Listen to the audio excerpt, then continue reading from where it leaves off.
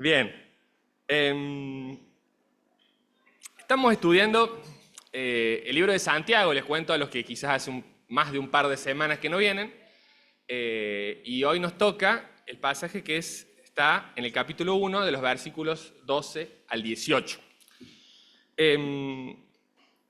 Antes de comenzar, le quiero que la Ceci ya oró también por este tiempo, pero vamos a pedirle al Señor que nos ayude a escuchar lo que Él tiene para decirnos a cada uno.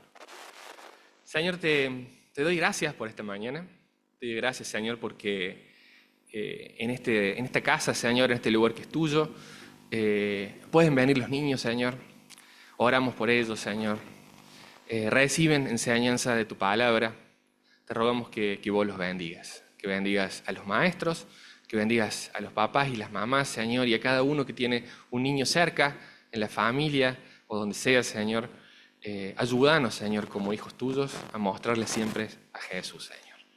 Y que hace tu obrar, Señor, en sus corazones para que ellos puedan verlo, Señor. Te rogamos, Señor, también esta mañana por nosotros. Abrimos tu palabra, sabemos que es poderosa y que tiene un mensaje para nosotros, Señor. Te rogamos que nos ayudes a cada uno a escuchar lo que vos tenés para decirnos, Señor. Te lo ruego en el nombre de tu Hijo Jesús. Amén.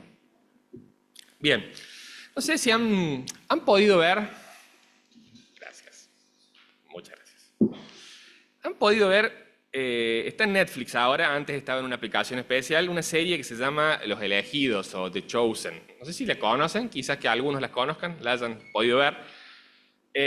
Trata acerca de Jesús y de sus discípulos, no solo los 12, sino de todos los que lo acompañaban, basándose en el relato de los evangelios. Como programa o como serie es de realmente mucha calidad, está muy bien hecha y además es como herramienta para ayudarnos a imaginar a Jesús y a sus discípulos en su día a día y cómo cumplían su misión. Es excelente. Yo la recomiendo que la vean si pueden.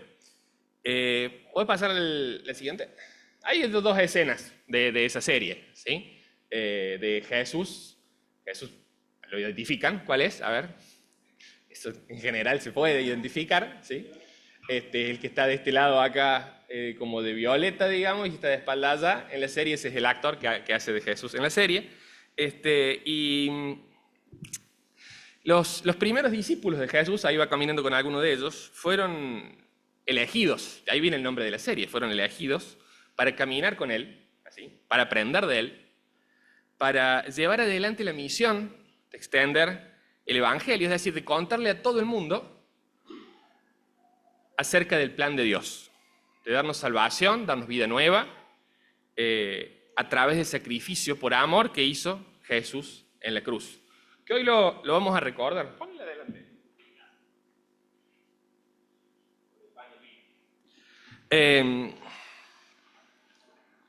Si seguimos a Jesús, nuestra misión es la misma que tuvieron esos primeros discípulos. En la serie, o sea, hay escenas donde Jesús, digamos, tiene una intervención sobrenatural, o hay escenas que tienen como una carga grande de emotividad y son impactantes. Para mí, además, en lo personal, son de gran valor otras escenas, ¿no? Quizás alguien podría decir que son las secundarias, pero son los diálogos entre Jesús y algunos de sus seguidores. Por eso elegí justo esas dos fotos, ¿no? Esas charlas mientras van en el camino, esas charlas cuando están sentados comiendo, por ejemplo, ¿sí? O preparando la comida.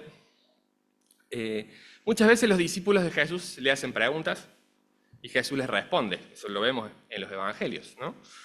Y otras veces Jesús mismo los lleva a charlar acerca de asuntos que quizás ellos no se animan a preguntar, ¿no? Y es que es así, seguir a Jesús es en el camino, ¿sí? Como se ve en la imagen de la derecha ahí. Es decir, un auténtico discípulo de Jesús, ser un auténtico discípulo de Jesús implica seguirlo todos los días y en toda circunstancia. No importa cuán terrenal pueda parecer esa circunstancia, o tampoco importa cuáles o cuántas sean las dificultades que vayan surgiendo. ¿Por qué hablo de todo esto? Porque es en este sentido que este libro de la Biblia que empezamos a estudiar, que es la Carta de Santiago, que lo hemos empezado a recorrer, si volvemos a los términos del camino, es como esos diálogos de Jesús con sus discípulos, en cierto sentido. ¿Qué quiero decir con esto? Trata acerca de cuestiones muy prácticas de nuestro caminar diario. ¿Sí? Nos habla, por ejemplo, acerca de la perseverancia en la fe en medio de las dificultades. Nos habla de las luchas que tenemos contra las tentaciones, contra el autoengaño. Nos habla de poner en práctica ese mensaje que escuchamos. Nos habla acerca de nuestras actitudes hacia los demás. Nos habla acerca de la sinceridad de nuestro corazón y de nuestras palabras, de nuestra relación con los pobres, de nuestra relación con las riquezas, de la sabiduría para la vida en general. Son las mismas cosas que Jesús hablaba con sus discípulos, las que los discípulos le preguntaban, ¿no? Y yo me animo a hacer una afirmación. Vamos a ver si cuando lleguemos a fin de año voy a haber tenido razón o no. Pero yo me animo a hacer lo siguiente. En el estudio de la carta, y esta creo que es personal, es una afirmación que se la hago a cada uno de ustedes, me la hago a mí. En el estudio de la carta de Santiago vas a encontrar la respuesta a alguna de las preguntas que hoy le harías a Jesús si te lo encontraras sentado al lado tuyo en el colectivo y hubiera tiempo para charlar. ¿Sí? Si hoy pensás qué preguntas le harías, a algunas de esas vamos a encontrar la respuesta en el libro de Santiago. Y si te lo encuentras a Jesús en el colectivo, hay una canción que habla de eso, que no es una canción cristiana, pero habla de eso. Él te va a responder. Probablemente te sorprenda. Y seguramente te desafíe.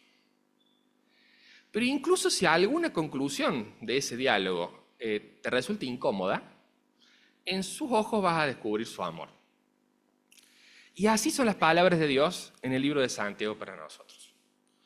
Y hoy nos toca un pasaje del capítulo 1. Como dije antes, los versículos del 12 al 18, yo los voy a leer en Dios habla hoy. Les recomiendo que lo sigan ustedes en la traducción que tengan, porque incluso hay algo muy rico para ver en las diferentes traducciones. Acá. Pasa si querés a la siguiente. Bueno, Santiago 1, del 12 al 18 voy a leer y después voy a volver al primer versículo. Dice así. Dichoso el hombre que soporta la prueba con fortaleza, porque al salir aprobado recibirá como premio la vida, que es la corona que Dios ha prometido a los que lo aman. Cuando alguno se sienta tentado a hacer lo malo, no piense que es tentado por Dios, porque Dios ni siente la tentación de hacer lo malo, ni tienta a nadie para que lo haga. Al contrario, uno es tentado por sus propios malos deseos, que lo atraen y lo seducen. De estos malos deseos nace el pecado. Y del pecado, cuando llega a su completo desarrollo, nace la muerte. Queridos hermanos míos, no se engañen. Todo lo bueno y perfecto que se nos da viene de arriba, de Dios, que creó los astros del cielo. Dios es siempre el mismo. En Él no hay variaciones ni oscurecimientos. Él, porque así lo quiso, nos dio vida mediante el mensaje de la verdad, para que seamos los primeros frutos de su creación.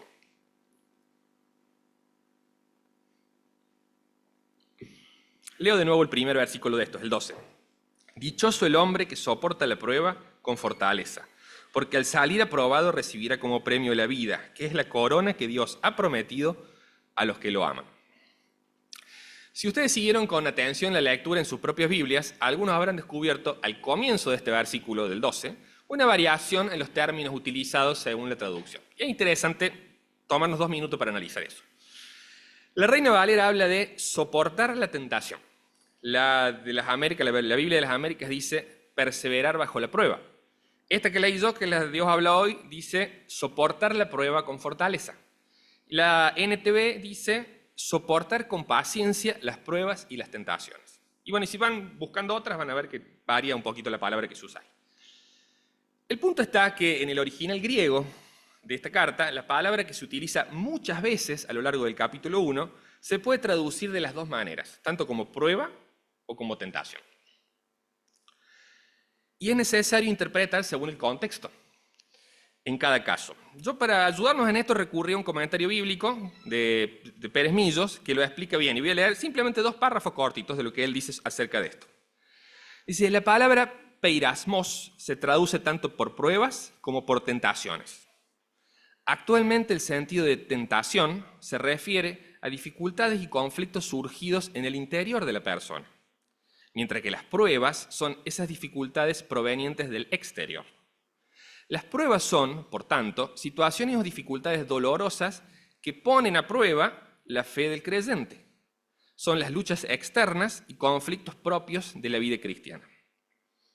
Pues sigue Pérez Millo y dice: la palabra es la misma en ambos casos, porque está 2 veces la palabra en este versículo, en ambos casos del versículo 12.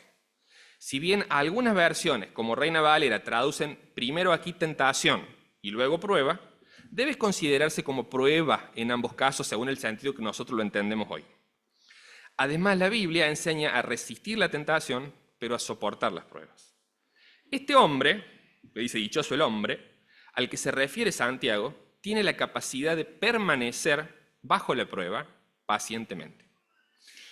Y este versículo 12 está muy relacionado con los versículos 2, 3 y 4, acerca de los cuales nos habló el gringo la semana pasada. No sé si estuvieron o si pudieron escuchar el mensaje de después.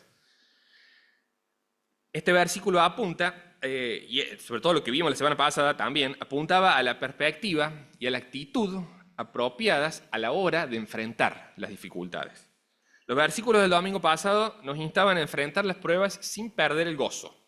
Es decir, teniendo muy en cuenta esa felicidad de base, creo que le dijiste o dijo alguien, de sabernos en las manos de nuestro Dios, que con amor nos está enseñando y nos está haciendo crecer a través de esa prueba.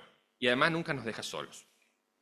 Y este versículo, el de hoy, el 12 que la vimos recién, nos da una nueva razón para sentirnos bienaventurados o dichosos al perseverar en nuestra fe, a pesar del sufrimiento. Nos habla acerca de la recompensa que obtendremos luego de que nuestra fe haya sido probada y haya demostrado ser genuina. La promesa, según habla el pasaje, es una corona. Y el término, de nuevo volviendo un poco al original y a lo que hablan los comentaristas, el término se refiere a una corona del tipo de una guirnalda. No sé si vieron esa que está ahí, por ejemplo. ¿Sí? Que se solían utilizar en la antigüedad de flores o de laurel para mostrar, en primer lugar, para mostrar la alegría en una fiesta. Es más, hoy todavía algunas chicas cuando se casan se ponen una corona así, ¿no?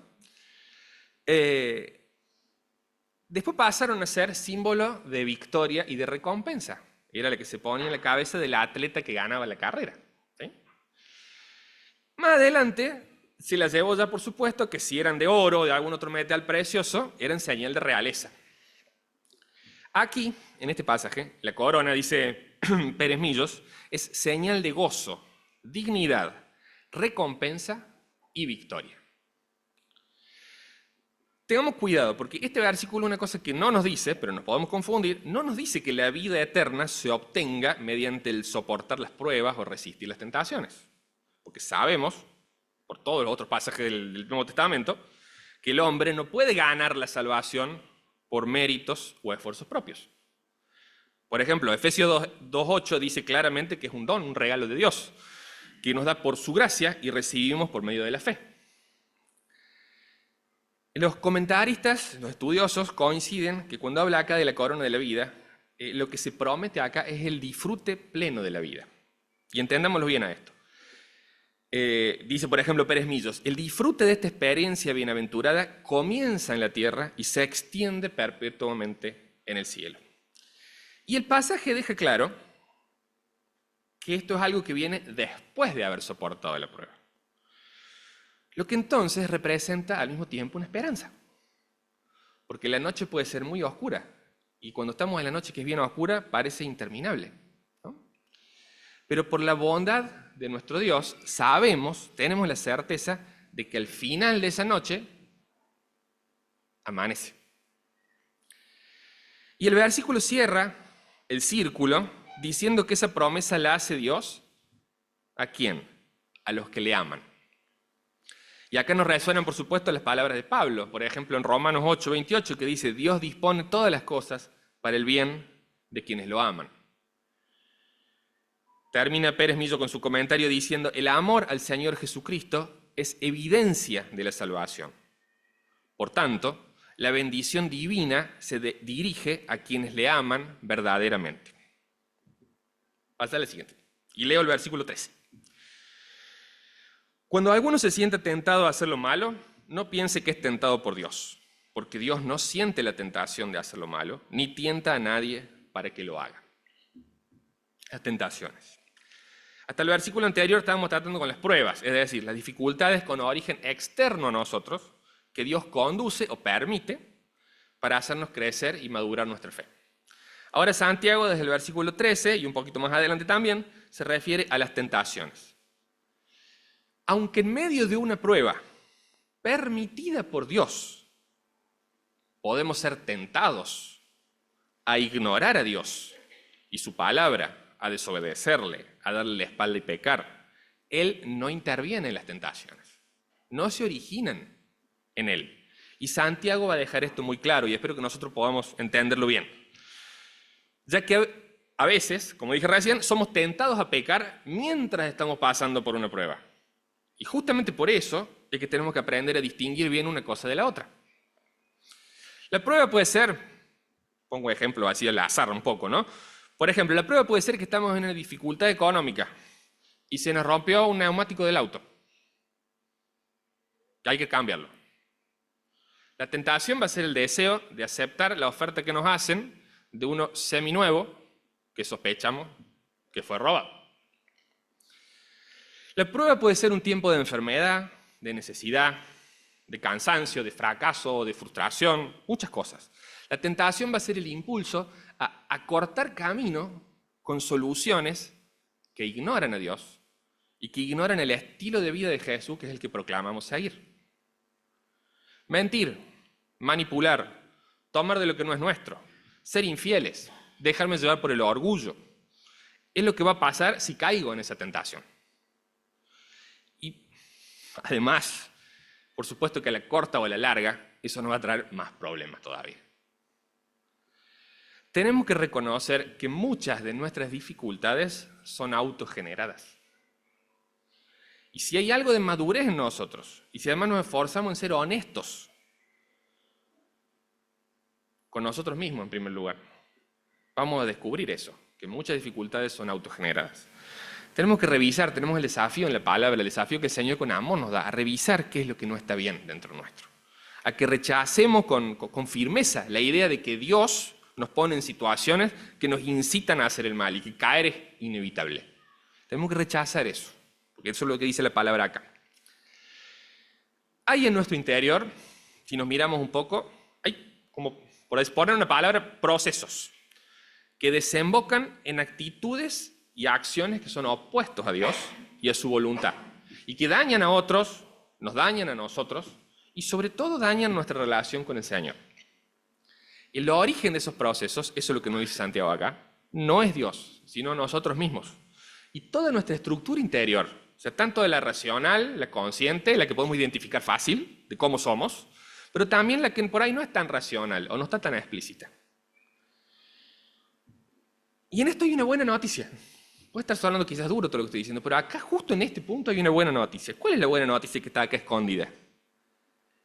De que hay una luz de esperanza. Porque a esa fuerza que nos lleva hacia el mal, que sale de adentro nuestro, se la puede enfrentar con una mayor. La que sí viene de Dios y que es más poderosa que la nuestra. La presencia de su Espíritu en nosotros nos provee de armadura, de armas. Conocemos ese pasaje, ¿no?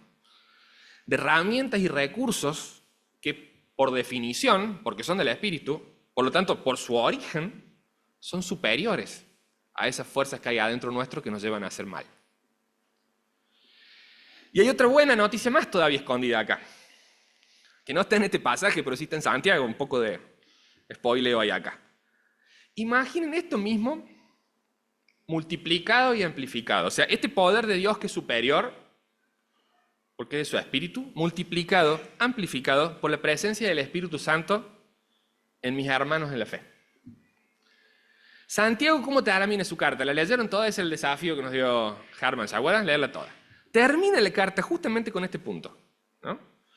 Un hermano comprometido, una comunidad sana y madura, me devuelven al buen camino, a la verdad. Me salvan de una vida desperdiciada. Faltan muchas semanas para llegar a ese punto, pero ya lo vamos a ver. Bueno, leo ahora 14 y 15 y lo voy a leer en NBI, otra traducción. Dice así: todo lo contrario, hablaba de que Dios no puede ser tentado por el mal y Él no tienta a nadie.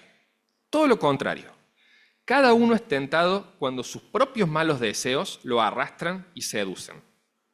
Luego, cuando el deseo ha concebido, engendra el pecado. Y el pecado, una vez que ha sido consumado, da a luz la muerte. Esta ilustración de concebir, engendrar y dar a luz es muy gráfica. ¿Sí? De los malos deseos de nuestra naturaleza humana, es decir, desde lo profundo de nuestro corazón, de quizás nuestro paradigma equivocado que tiene al yo en el centro, al yo en el trono adentro nuestro, desde allí se generan y se ponen en movimiento ciertos mecanismos, por decir una palabra. Mecanismos que pueden ser pensamientos, actitudes, palabras, acciones, que quizá incluso al principio parecen inofensivos. Y van progresando, son progresivos. Muchas veces hasta podemos lograr autojustificarlo, porque como van de a poquito, podemos ir autojustificando cada parte, o excusarnos, pero que están mal. Esos procesos, esos mecanismos están mal. Son llamados como por Dios, pecado.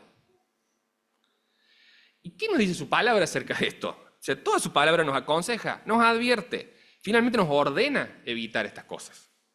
Estas cosas se ensucian, manchan. Y además, y acá está quizás el punto más grave, automáticamente nos alejan de Dios. Porque Dios nos ama, pero Dios también es santo. Y Dios nos llama a ser santos. Ese pecado, esos errores, esos mecanismos, dañan nuestra relación con Él y, como dijimos antes, lastiman a otros y nos lastiman a nosotros mismos. ¿Puedo pasar a la siguiente? El final de ese proceso, en esta ilustración que hace Santiago, es llamado muerte. Y también lo es en la realidad. Sabemos por la palabra que la muerte entró a la creación por el pecado. ¿Sí? Vamos a ir a Génesis, al principio. También sabemos, Nuevo Testamento, escribe el apóstol Pablo, que la paga del pecado es la muerte. Pero hay muerte, y acá le voy a poner entre comillas, al final de cada proceso, esto es lo que nos dice Santiago, de cada proceso de malos deseos, tentación y pecado, que siempre empieza con alguna mentira, porque bueno, no quizás tiempo ahora de hablar mucho del enemigo, pero el enemigo es el padre de la mentira, entonces todo arranca con una mentira que tenemos adentro, termina en muerte. Todo se arruina, se corrompe, pierde sentido cuando recorremos ese camino. Nunca hay un fruto positivo de ese proceso. Por supuesto que Dios tiene el poder para restaurar, pero nadie va a decir que del pecado salió algo bueno. ¿Sí? Pensemos, por ejemplo, de nuevo un ejemplo. ¿Cuántas relaciones rotas, muertas, quizás años perdidos de vida, vidas arruinadas a causa de algún tipo de maltrato verbal? Haya sido frontal o haya sido por la espalda. Esas palabras que hirieron a alguien, ¿de dónde salieron? El pecado da a luz la muerte, dice acá. Vamos un poquito más atrás. ¿Por qué hubo, por ejemplo, un enojo que se descontroló y que no midió las consecuencias? ¿Qué es lo que fue sucediendo adentro de la persona que quizá empezó con queja, ironía, fue lastimando con palabras a la otra? Sigo en el mismo ejemplo. ¿Qué quería conseguir? Volvemos a Santiago. Los malos deseos de la naturaleza humana dieron como fruto el pecado. Quizás fue el orgullo, quizás fue la envidia, lo que le dio origen a todo eso. Pero seguro que amor genuino no fue. Y claramente no fue Dios. La tentación comienza por el yo. Yo me creo, yo a esto lo controlo, yo necesito, yo me merezco, yo no me merezco, ¿sí? Y vamos al versículo 16. Este pasaje es como me hizo acordar mucho a mí en su estructura a una película, nosotros le diríamos una película yankee, ¿sí? O sea, esas películas que empiezan bien, pasa algo muy grave en el medio y terminan mucho mejor que el principio, ¿sí? Tiene así esta estructura este pasaje. Vamos avanzando. Versículo 16, lo leo, dice, es muy cortito. Queridos hermanos míos, no se engañen. Y en cierta forma, este pasaje, así, este versículo tan corto, es un resumen de todo el libro de Santiago. Palabra por palabra. Dice, queridos, otras traducciones dicen, amados, hermanos míos, no se engañen. Más allá que este versículo, por supuesto, es un puente entre lo que venía antes y lo que sigue después. Es más, en mi traducción tiene un 2 puntos al final. Cada palabra de este versículo tiene un peso innegable. Empieza, de esto habló algo el gringo la semana pasada, el afecto, desde el afecto entrañable, podríamos decir, por personas a quienes considera sus hermanos, es que Santiago dice estas cosas. Desde ahí es que enseña, exhorta y advierte. Los ama, los quiere y los considera sus hermanos. Y desde ahí es donde él transmite los mandamientos de Dios, es decir, desde quizás y por el amor que el Espíritu Santo ha puesto en él por sus hermanos. Queridos, amados hermanos míos, no se engañen. Estas palabras, no se engañen, dirigidas explícitamente a quienes considera sus hermanos, y más adelante va a decir, en el capítulo 2, por ejemplo, pero en muchos lugares, va a decir, ustedes creyentes en el Señor Jesucristo. Estas palabras nos vuelven a indicar que es posible que un creyente verdadero se engañe a sí mismo y recorra caminos equivocados. ¿Podés pasar al siguiente?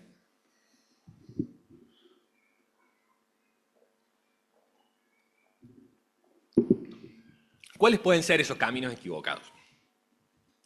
O esos engaños.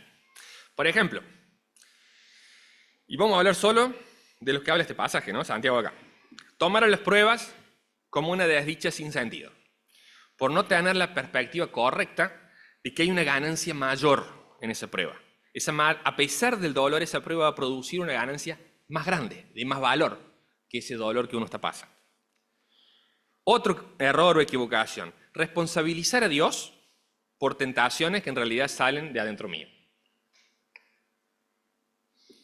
Otro más, subestimar las consecuencias de ceder a esas tentaciones. No es tan grave, no va a pasar. Y así hacer a otros y hacerme a mí mucho daño. Otro error que podemos cometer, desconfiar de Dios, desconfiar del poder de Dios, desconfiar de la soberanía de Dios, desconfiar del amor de Dios. Y algo en lo que yo creo que el Señor Jesús también pensaba cuando nos dijo que hagamos esto, es lo que viene ahora, otro error que podemos hacer. Olvidarnos, perder la perspectiva de todo lo que el Señor ya me ha dado, de lo que hizo por mí. No solo eso, sino también de cuáles son los planes maravillosos que tiene para mí. Es posible que aún siendo auténticos hijos de Dios, nos equivoquemos y nos engañemos. Y suframos nosotros y sufran otros como consecuencia de estar engañados así. Te hago un desafío, les hago un desafío. Yo voy a dejar esos puntos que todos los demás estaban leyendo mientras yo hablaba. Creo que se ven, ¿no? Sí, se ven. Sí. Me daba miedo porque era mucho texto, pero eso se ven. Lo voy a dejar en la pantalla un par de minutos nomás. Y yo te pido que pienses en este momento. Si hoy estás pasando por algún tipo de lucha o sufrimiento, por algún tipo de lucha o dificultad que te produce un sufrimiento, pensemos si el sufrimiento quizás no tiene como causa alguno de esos puntos que están ahí. No la prueba, el sufrimiento. Pensemos un segundo, los dejo. Quizás no, quizás sí.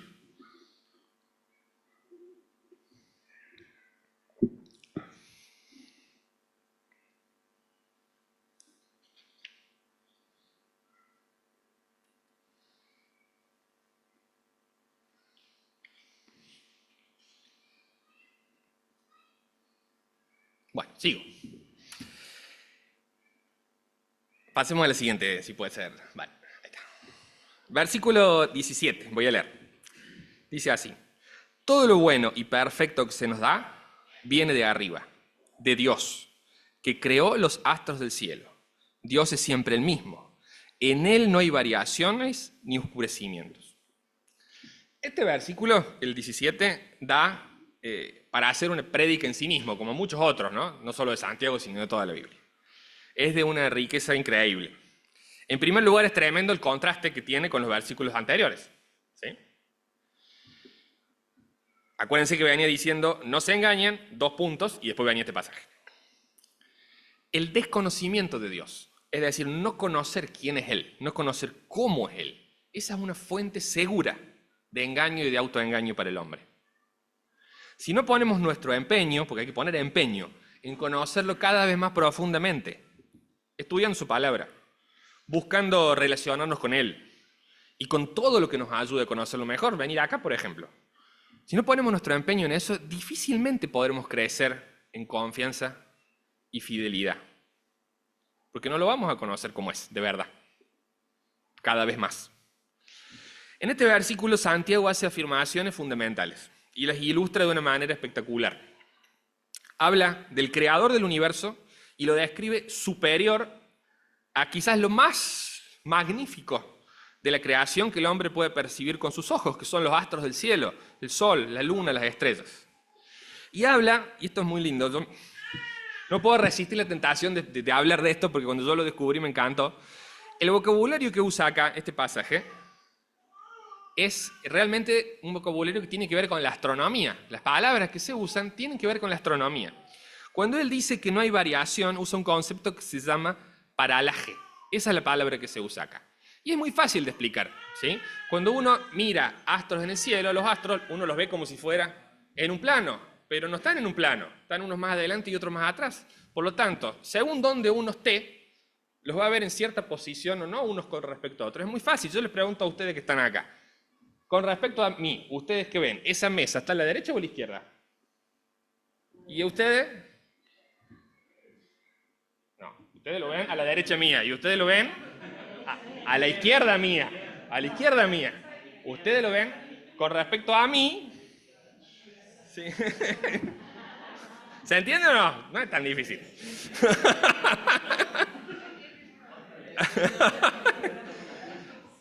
¿Pero qué quiere decir el pasaje?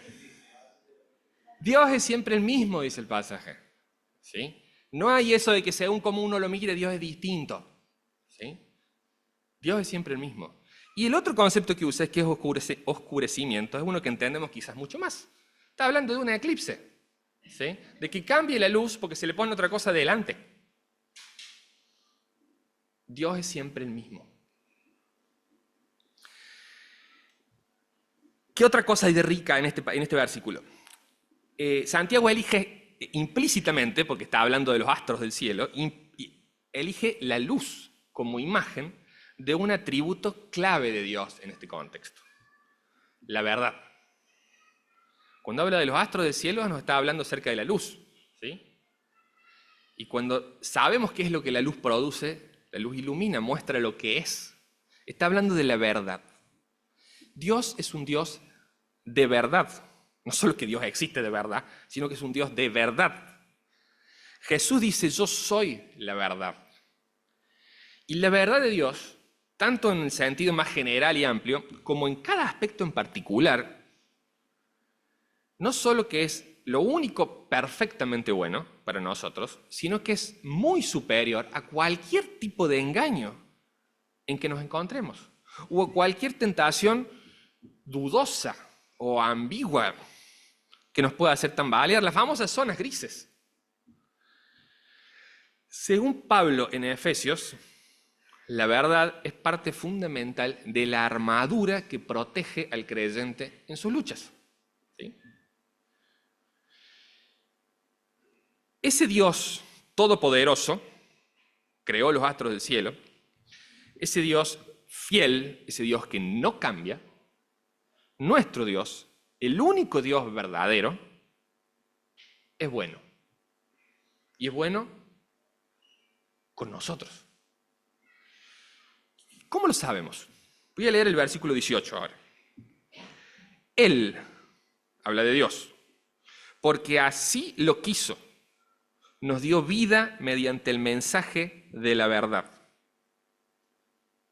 para que seamos los primeros frutos de su creación. Él, porque así lo quiso, nos dio vida mediante el mensaje de la verdad, para que seamos los primeros frutos de su creación. El mismo Dios que creó el universo quiere que sus hijos seamos los frutos de su creación. Nos creó para que seamos para Él. Nos ama. Nos dio libertad, sabiendo que le daríamos la espalda. Sabiendo que nuestro pecado abriría una grieta con su santidad. Nosotros nos ganamos nuestra propia muerte así. Pero en este versículo vemos que Él quiso volver a darnos vida mediante el mensaje, la palabra de la verdad, el Evangelio. La buena noticia de que podemos ser rescatados. ¿Por qué? Porque Jesús venció sobre ese proceso que lleva a la muerte. ¿Puedo pasar al siguiente? Dios mismo recorrió el camino inverso al que describimos antes, lo opuesto a lo que causamos nosotros. Nuestro camino comienza con algo falso. Podemos ser como Dios y no lo necesitamos a Él, ni mucho menos a los límites que percibimos que nos ponga. Nos ponemos a nosotros mismos como centro de nuestra vida y eso nos suena muy lógico además, porque el enemigo es muy astuto para decirnos justo lo que queremos escuchar. Viene pasando desde Eva y Adán hasta acá. Al dejarnos llevar por nuestros deseos de satisfacernos sin considerar a Dios, ¿qué terminamos haciendo? Hacemos el proceso del cual habla Santiago. Introducimos el pecado a nuestra vida, lo que automáticamente nos separa de ese Dios santo, origen y fuente de la vida, y por lo tanto somos nosotros los que abrazamos la muerte al recorrer ese camino. Dios recorre el camino opuesto, eso es lo contrario. Su accionar parte de la verdad. Solo Él es santo, solo en Él hay vida, solo Él es todopoderoso, solo Él ama infinitamente. Él es verdaderamente el creador y centro de todo, y sabe que solo en Él tendremos satisfacción de todas nuestras necesidades. Y así es que su amor, ¿qué hace? Lo lleva a enviar a su Hijo. O sea que la muerte solo puede ser vencida por Él, que es santo. El bueno y puro, cantamos canciones acerca de esto, aquel que está en el cielo decide humillarse por mí. Pasa por el sufrimiento que yo me merezco y mucho más. Paga con su muerte mi pecado, tanto el más chico como el pecado más grande, ese que no me animo a confesarle ni contarle a nadie. Compra mi vida con su sangre y resucita, porque la muerte no lo puede vencer. Él es santo, Él es vida. Y eso es lo que celebramos hoy cuando compartimos este pan y este vino. ¿Puedes poner la siguiente? Su muerte nos da vida, nos da la vida eterna, que comienza en el mismo momento en el que volvemos a nacer. Nuestro pecado engendra muerte, su muerte da vida. Y es una vida nueva, diferente, con Él mismo viviendo en nosotros, porque su mismo espíritu viene a vivir en nosotros en el mismo momento en que nacemos de nuevo. Nos hace ver la vida con sus ojos, nos impulsa y nos permite amar a Dios.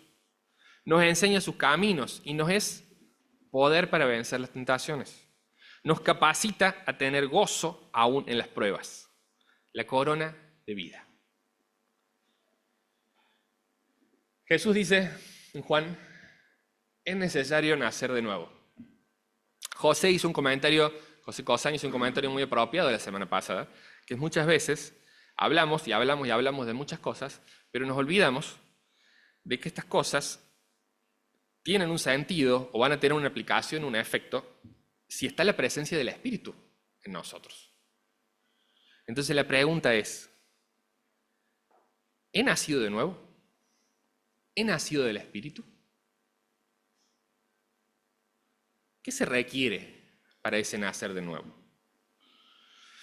De mí y de vos se requiere solo fe. Creer en que necesitamos a ese Jesús. Arrepentirnos de haber vivido dándole la espalda a Dios, de haberlo rechazado al pecar, en general y cada vez. Pedirle perdón por ello. Entregarnos a Él, aceptar de corazón de que sea nuestro Salvador y nuestro Señor.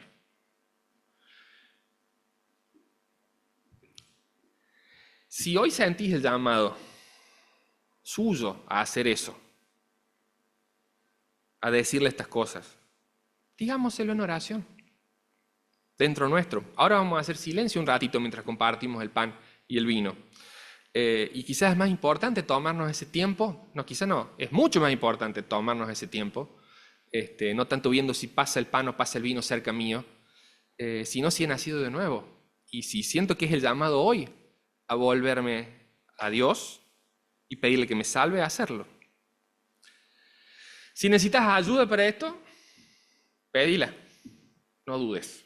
Las promesas son hermosas. Hoy puede haber fiesta en la vida de cada uno de nosotros, en este lugar. Y como dice la palabra, ¿fiesta dónde?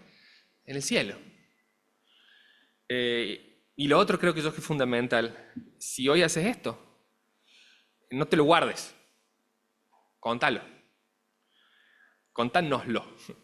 Porque arranca una aventura maravillosa en la que no estás solo y no estamos solos. ¿Oramos? Padre Santo, te doy gracias por esta mañana. Te doy gracias, Señor, porque tu verdad nos ilumina, trae luz sobre nuestro interior, sobre nuestro corazón. Nos ayuda, Señor, a descubrir cosas que vos ves y nosotros no vemos o no queremos ver, Señor. Pero al mismo tiempo lo haces, Señor, con esa mirada de amor que vos tenés por nosotros, Señor.